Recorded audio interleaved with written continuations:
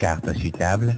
C'est le créneau idéal pour passer au peigne fin l'actualité de la semaine avec nos invités. Prenez donc le rendez-vous sur Océan FM tous les dimanches à partir de 9 h et la rediffusion tous les mardis à partir de 19h40. Carte sur table. C'est avec Virgile Aroncé.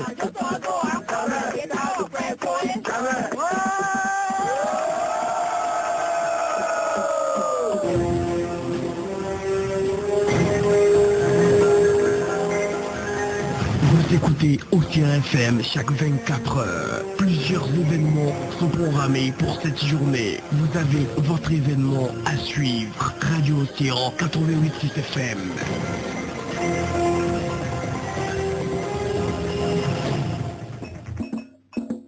Carte sur table. Carte sur table, c'est l'émission sociopolitique du service de l'information de la radio des défis. Carte sur table. C'est le créneau idéal pour passer au peigne fin l'actualité de la semaine avec nos invités. Prenez donc le rendez-vous sur Océan FM tous les dimanches à partir de 9 h et la rediffusion tous les mardis à partir de 19h40. Carte sur table. C'est avec Virgile Aroncé.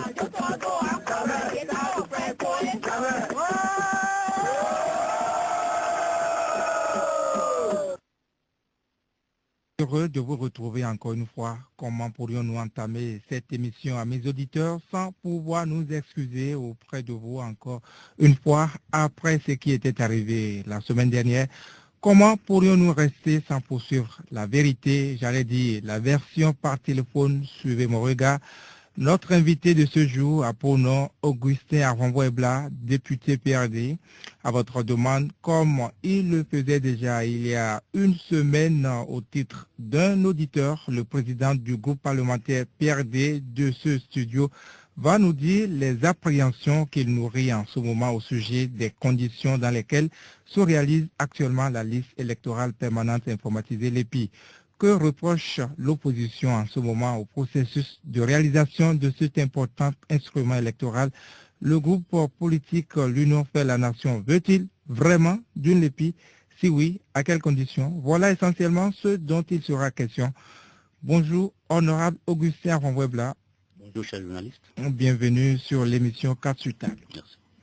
D'entrée, une très grosse question, beaucoup de bruit, beaucoup d'accusations en ce moment autour de la réalisation de la LEPI. Dites-nous en toute franchise, l'opposition veut-elle vraiment de la liste électorale permanente informatisée? Merci, Virgile Aroncé. Avant de répondre à votre question, je voudrais tout d'abord présenter mes excuses aux auditeurs de Océan FM. Mes excuses parce que une polémique est née après mon intervention téléphonique en tant qu'auditeur, qui a duré environ 7 minutes, parce que j'étais inquiet des contre-vérités qui se disaient. Et l'émission n'a pas pu aller à son terme, et j'estime que je fais partie de cette dimension qui peut-être malheureusement a contribué à ce que a créé l'incident et que les auditeurs ne soient pas amenés à suivre l'émission jusqu'au bout. Donc honnêtement, de façon renouvelée, je leur présente toutes mes excuses. Maintenant, revenons à la question. Et la question liée à, comment on appelle, la LEPI. Est-ce que vous en voulez vraiment à l'opposition? Je voudrais très rapidement vous dire que la LEPI, ce n'est pas à l'avènement du gouvernement du changement que nous avons, que le Bénin se préoccupait de, comment on appelle, de la réalisation de la LEPI. Les orientations stratégiques de développement du Bénin 2006-2011 ont servi de base pour la relance du projet d'établissement de la LEPI au Bénin. Ce projet de la LEPI est déjà sur la table, aussi bien des députés que des autres fractions du peuple depuis 1998.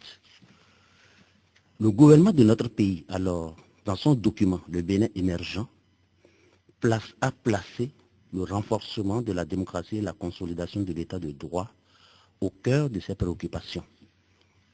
Une préoccupation noble. Noble provenant du premier magistrat de notre pays, le président Yahya Bouni.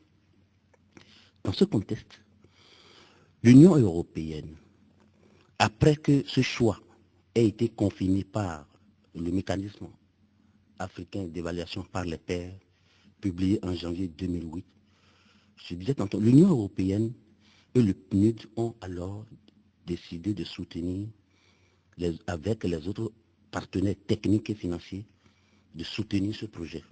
Et ils ont entrepris de répondre favorablement à la demande du gouvernement de notre pays en appuyant la mise en place de la LEPI avant les élections de 2011.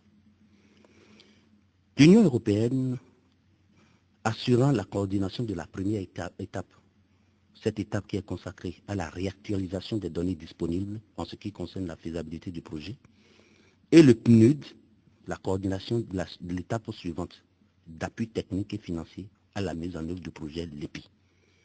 C'est alors que du 1er septembre au 9 octobre 2008, une mission de réactualisation financée par l'Union européenne avec les experts, un béninois, Félix Sessou, qui est un spécialiste du fichier électoral informatisé, et Michel Paternotre, a fait un travail brillant. Lui, un blanc. Hein? C'est un blanc. C'est un blanc, c'est un blanc devenu un spécialiste en législation.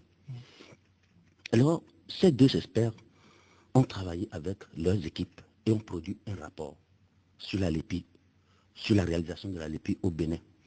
Mais il fallait l'intervention directe des différentes factions de notre peuple. C'est alors qu'ils ont rencontré, ils sont intervenus auprès de la présidence de la République, ils ont travaillé. Je travaille avec l'Assemblée nationale, la Cour constitutionnelle, la Cour suprême, les autres acteurs politiques, la société civile. Ils ont fait tout ce travail. Donc chaque faction du peuple devait jouer son rôle, sa partition, pour que la LEPI soit une réalité maintenant au Bénin et pour les élections à venir. C'est alors qu'ils se sont rendus compte que la loi 2007-25 du 23 novembre 2007, qui prévoyait l'informatisation des listes manuelles postérieurement aux élections, était devenue totalement caduque dans cette disposition et qu'il fallait que l'Assemblée nationale prenne des dispositions pour jouer sa partition. Et la seule partition, c'était de voter deux lois essentielles qui corrigent et remettent en cause cette loi de 2007-25. Et cette loi, c'est la loi numéro 2009-09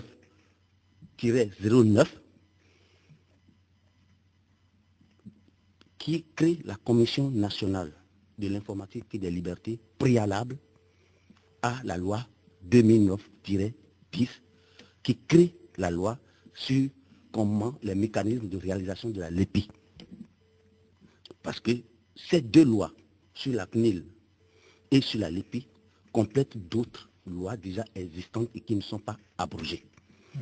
En l'occurrence, la loi numéro 99-014 du 12 avril 2000 portant création, organisation et fonctionnement du Conseil national de la statistique. Alors, on devait commencer le travail. Le chef de l'État a promulgué les deux lois, la CNIL et la LEPI. C'est ainsi que, naturellement, la Commission nationale de l'informatique et des libertés est en amont et en aval de tout ce qui se fera et au niveau de la LEPI, parce que c'est désormais un organe institutionnel, totalement indépendant, apolitique, et qui a un mandat de 5 ans, renouvelable. Chaque 5 ans, renouvelable une fois, les membres bien sûr. Alors, cet organe ou cette commission spécialisée désormais dans notre pays pour porter un regard sur les libertés, les droits de l'homme, ainsi de suite, cette commission devrait voir le jour, commencer par travailler avant que les différents organes, CPS, MIRINA et autres coordinations au niveau qui devaient être à la charge de la mise en œuvre de la LEPI ne commencent le travail. Mais qu'est-ce que nous avons constaté? Nous avons constaté que la Commission nationale de l'informatique et des libertés est mise à l'écart. Les organismes déjà sur place... Elle est mise à l'écart ou elle n'est pas encore installée? Mais si elle n'est pas installée, on ne peut pas faire la LEPI. En fait, est-ce qu'aujourd'hui c'est bien installé? Ce n'est pas installé parce que ça ne les arrange pas. En fait, qu'est-ce que